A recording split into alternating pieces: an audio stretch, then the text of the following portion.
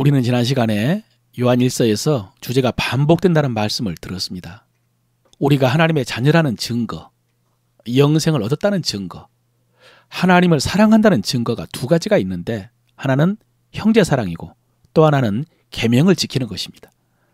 물론 형제를 사랑함으로 계명을 지킴으로 구원받는 것은 아니지만 그러나 구원의 열매이고 구원의 증거가 된다는 말씀입니다. 이 말씀이 요한일서에서 반복됩니다. 그리고 이렇게 우리가 하나님의 자녀이고 영생을 얻었고 하나님을 사랑한다는 증거를 얻은 것은 자연스럽게 기도에 대한 확신으로 이어진다고 했습니다. 하나님의 자녀가 분명하기 때문에 하나님께서 기도에 응답해 주신다는 맥락입니다. 요한일서 5장 14, 15절에는요. 그를 향하여 우리의 가진 바 담대한 것이 이것이니 그의 뜻대로 무엇을 구하면 들으심이라 그랬습니다. 우리가 무엇이든지 구하는 바를 들으시는 줄 안즉 우리가 그에게 구한 그것을 얻을 줄을 또한 아느니라 그랬죠. 앞에 3장 21절 이하에서는요.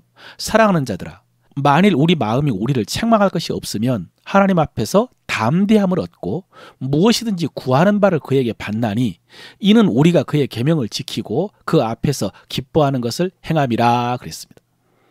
둘 다 강조하는 것이 담대함인데요. 기도에 대한 담대함입니다. 기도 응답에 대한 확신이죠. 이렇게 자녀됨의 증거는 기도에 대한 확신으로 이어지는 것이 요한일서에 반복되는 주제입니다. 그런데 여러분, 이것은 사실은 요한복음에서 주님께서 제자들에게 하신 말씀의 내용입니다. 요한복음 15장 7절에 보면요. 너희가 내 안에 거하고 내 말이 너희 안에 거하면 무엇이든지 원하는 대로 구하라. 그리하면 이루리라 라고 하셨습니다. 여기서 주님이 말씀하신 내 말은 주님이 말씀하신 여러 말씀도 되지만 지금 하신 말씀은 너희가 서로 사랑하라 라고 하신 새 계명이었습니다. 형제 사랑하라고 하신 새 계명. 그러니까 역시 주님께서도 형제 사랑과 계명을 말씀하셨고요. 그리고 그 말씀은 원하는 대로 구하라 그리하면 이루리라 라고 하는 기도 응답의 확신으로 이어졌습니다. 그래서 요한이 지금 그 말씀에 따라서 제자들에게 기도의 담대함을 말한 것입니다. 여러분, 무엇이든지 원하는 대로 구하라고 하셨습니다. 무엇이든지 구하는 바를 들으셨으니 얻을 것이라고 하셨습니다. 무엇이든지 구하는 바를 받는다고 했습니다. 자, 여러분, 무엇을 구하시겠습니까? 31가지 아이스크림을 골라 먹을 수 있는 것처럼 무엇이든지 구하는 바를 받는다고 하셨으니까 무엇을 구하시겠습니까? 구하십시오. 이렇게 약속하셨으니 반드시 주실 것입니다. 그런데 오늘 요한은 우리에게 구할 것 하나를 가르쳐 줍니다. 그게 요한일서 5장 16절입니다.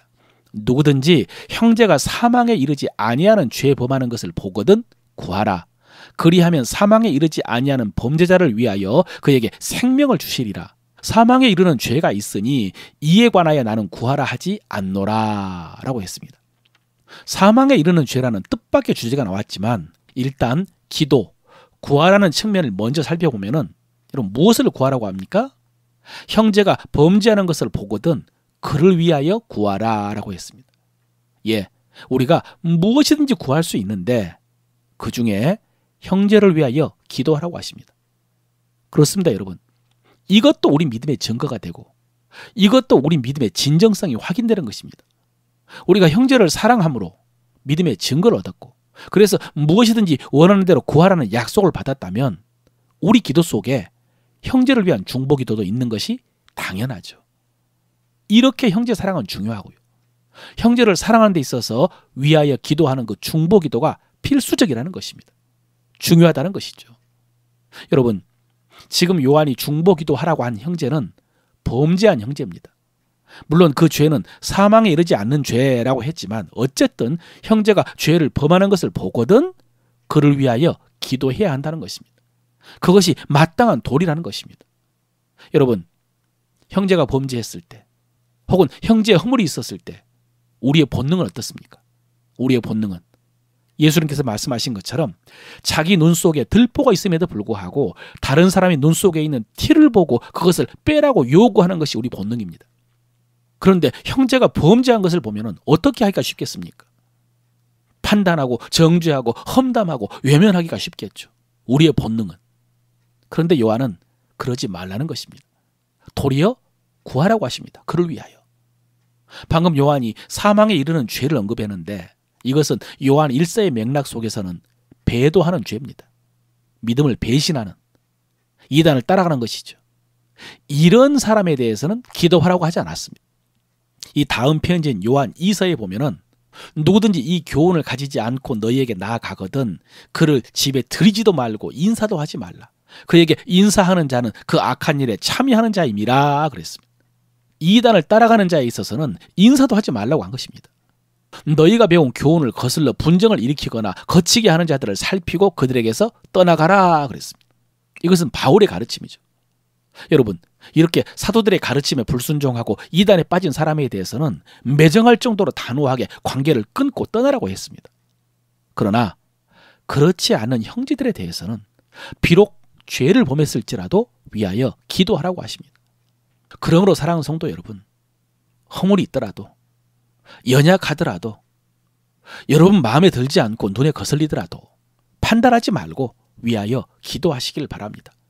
그렇게 해서 형제가 죄에서 떠나 세워질 때 그것이 나를 세우는 것이고 함께 하나님 나라를 세우는 것이고, 그러니 함께 하나님 나라의 유업을 얻게 될 줄로 믿습니다. 오늘 말씀을 통해서 우리 입술로 고백할 우리 믿음의 도리입니다. 나는 영으로 거듭난 하나님의 자녀입니다. 나는 영으로 거듭난 하나님의 자녀입니다. 그러므로 나는 형제를 사랑하고 하나님의 계명을 즐겁게 지킵니다. 그러므로 나는 형제를 사랑하고 하나님의 계명을 즐겁게 지킵니다. 나는 믿음의 증거를 통해서 기도의 확신을 갖고 있습니다. 나는 믿음의 증거를 통해서 기도의 확신을 갖고 있습니다. 하나님께서 내가 구하는 것을 들으시고 주실 줄로 믿습니다. 하나님께서 내가 구하는 것을 들으시고 주실 줄로 믿습니다. 나는 연약한 형제들을 판단하지 않고 사랑과 기도로 그들을 세웁니다. 나는 연약한 형제들을 판단하지 않고 사랑과 기도로 그들을 세웁니다. 아멘.